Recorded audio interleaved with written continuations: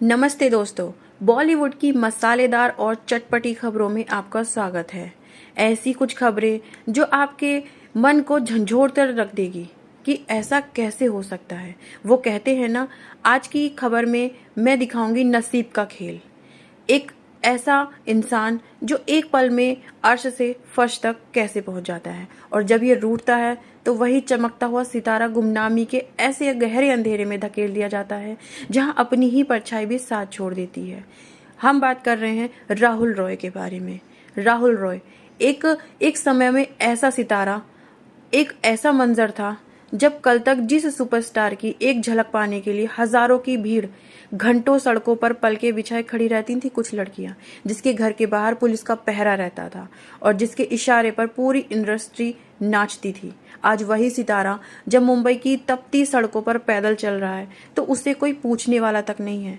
क्या वक्त इतना बेरहम हो सकता है कि कल का वो चेहरा जो हर मैगजीन के कवर पेज पर छाया रहता था, आज सरेआम लोगों के बीच से गुजर रहा है और कोई उसे पहचान तक नहीं पा रहा है।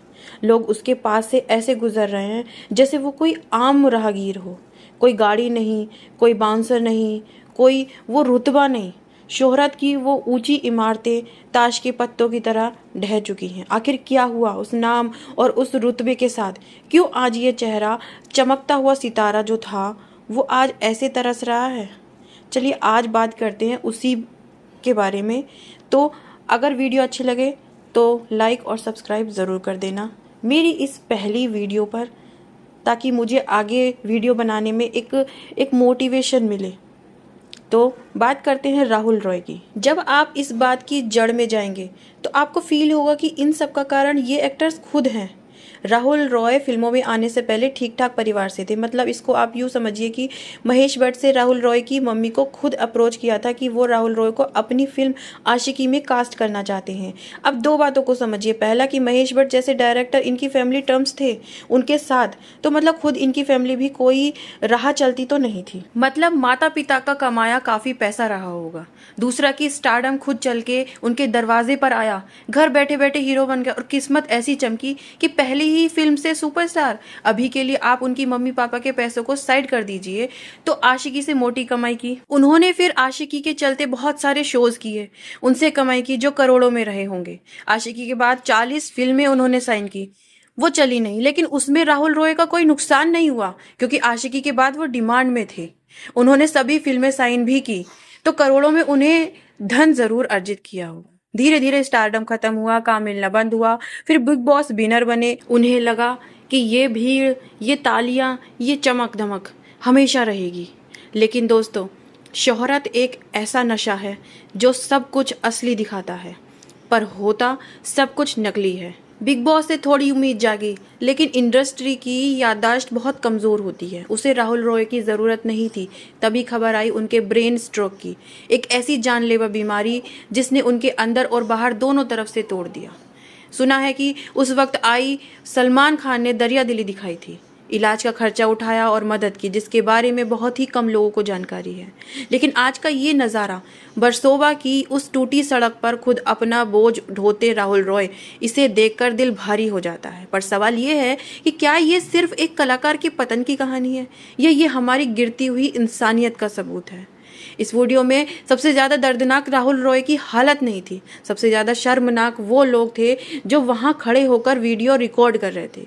एक आदमी जो बीमारी से लड़कर उठा है, जो संघर्ष कर रहा है, वो भारी सूटकेस खींच रहा है, लेकिन किसी एक का हाथ मदद के लिए आगे नहीं बढ़ा। सबको रील की चिंता थी, सबको व्यूज़ की भूख थी।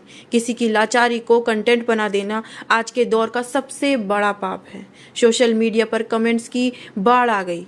किसी ने लिखा, यहाँ सिर्फ चढ़ते सूरज को सलाम होता है, तो किसी ने कहा कम से कम बैग उठाने में मदद तो कर देते। लेकिन दोस्तों, कीबोर्ड पर लिखना आसान है, असली सवाल ये है कि अगर उस वक्त उस धूल भरी सड़क पर आप होते तो क्या आप अपना फ़ोन जेब में रखकर मदद के लिए हाथ बढ़ाते? अब हाल ही में ये चर्चा में क्यों बने हुए हैं?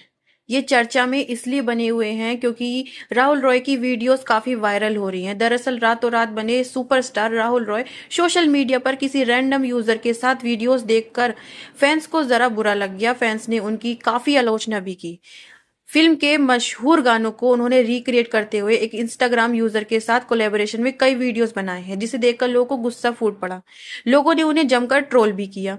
अब इस पर राहुल रॉय का रिएक्शन भी आ चुका है। राहुल रॉय ने एक पोस्ट शेयर करते हुए लिखा कि मैं अपना काम काफी ईमानदारी और विनम्रता से करता हूं। मुझे कुछ कानूनी मामलों का भुगतान करना है और ये आज के नहीं है, ये उस वक्त के हैं जब ब्रेन स्ट्रोक नहीं हुआ था। अगर आप मेरी सादगी या मेरी परेशानियों का मजाक उड़ाते हैं, ट्रोल करते हैं, तो ये आपके बारे में ज्यादा बताता है। अगर आप सच में इसकी चिंता है तो मुझे अच्छा काम दीजिए, मुझे मदद कीजिए, मुझे भुगतान करना है। कम से कम मैं मेहनत करके कमा तो रहा हूँ, दूसरों का मजाक उड़ाकर नहीं। और ब्रेन स्ट्रोक के बाद मेरे लिए सक्रिय रहना जरूरी है। मैं जब तक जिंदा हूँ तब तक काम करना चाहता हूँ।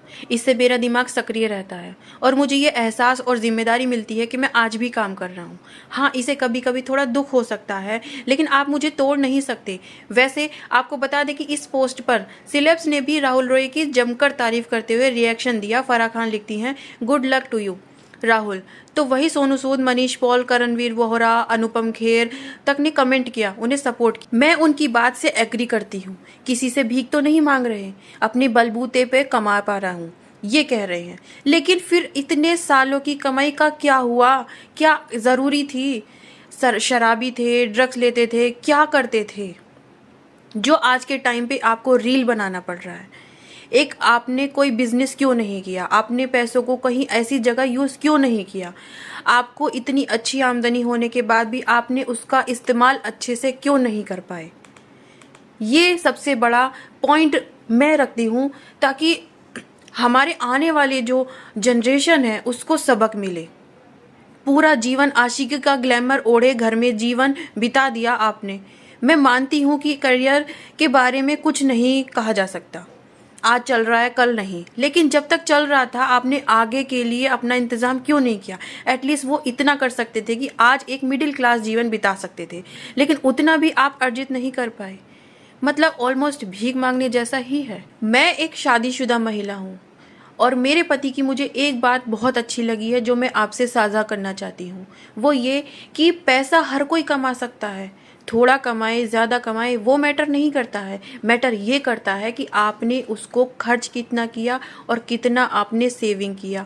और पैसा कमाना सब कमा लेते हैं, लेकिन उसको रोक पाना सबके बस की बात नहीं है। ये बात मुझे अपने पति की बहुत अच्छी लगती है। इसी वजह से मुझे ऐसा लगता है कि राहुल रॉय की जिंदगी में यही हुआ है। राहुल रॉय तो करोड़ कमा रहे थे, फिर भी इस उम्र में ऐसी दयनीय स्थिति का जिम्मेदार कौन है? ऑफ कोर्स वो खुद हैं। मुझे ऐसा लगता है अपना फ्यूचर भी सिक्योर करना नहीं आया उनसे। फिर इनको ये बात क्यों समझ नहीं आई कि मतलब उनके साथ ऐसा हो रहा है, तो ये इसके जिम्मेदार वो खुद हैं, कोई और नहीं है।